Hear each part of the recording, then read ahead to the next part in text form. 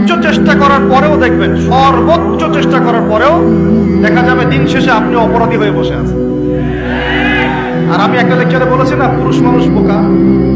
পুরুষ মানুষ কেন বোকা? কারণ সে সবাইকে খুশি করতে চায়। সে চায় মা সুখে থাক, বোন সুখে থাক, স্ত্রী সুখে থাক, যদি আরো স্ত্রী থাকে ও সুখে থাক, সন্তানরা সুখে থাক, সবাই ভালো থাক। এবং তাদের ভালোর জন্য তারা কত কষ্ট করে, দিন রাত ডিউটি করে, অফিসে যায় আসে, জ্যাম ফেস করে, মানসিক প্রেশার নেয়, শারীরিক প্রেশার নেয়, তাই না? অথচ এই কষ্ট কিন্তু মহিলারা বোঝে না। বোঝে? সবাই বোঝে না।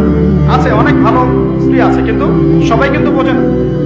মনে করে যে পুরুষ মানুষ মনে হয় ভোগবাদী, খালি মেয়েদেরকে ভোগ করতে চায়। অথচ সবাইকে সুখে রাখার এই চেষ্টায় একজন পুরুষ দিন শেষে নিজেই সুখী হয় না। বহু পুরুষ শেষ বয়সে গিয়ে একাকিত্বে ভোগে, একা হয়ে যায়।